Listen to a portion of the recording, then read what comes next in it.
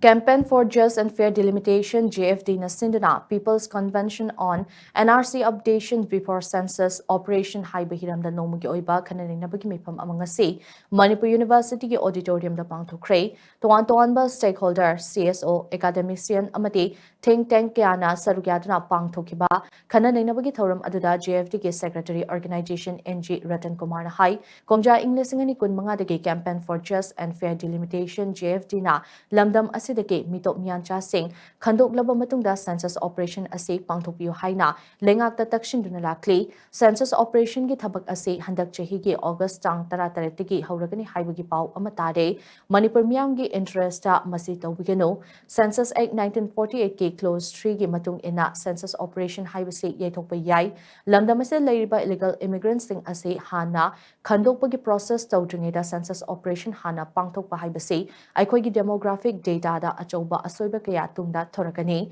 Madugi Sumatakta, Lamdam Asida, Tokliba Irangasna Maram Odaga, Myoy Lising Humfu Henbana, Relief Camp the Changsapam Lauduna Lady, Fiba Masida Census Operation Chatarabade, Data Sing Ase Lan Hek Chet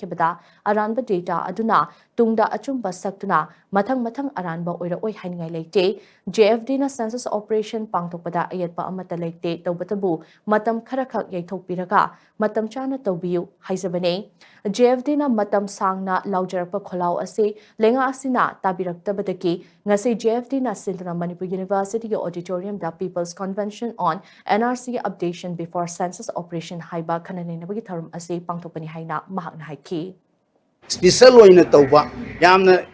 intensive oina tawi haibagi SIR aina thonbani aduga aikoina demand tawriba mitop miyan charging khandoknanaba akoigi National Register of Citizenship se update tawi haibasigadi khara tayon nei haibatare maramdi voter haibasidi voter list haibasidi ojamayamna su khangbire madi chahi 35 surakanda tawgadaba poni 35 ki makha duma SIR na konjallaroi at the same time Akoina hairi badi aseng ba akoigi citizen do hana khandok biu haibani adu SIR dadi aseng ba citizen khandok pogi wafam dumadi yamna mayek seng na leitre aduna SIR se kanadi haibadi nate kanai tawudabu akoi JFD na taliba mito miyan charging khandoga akoi aseng go missing damak census to biu haibase masigadi ketang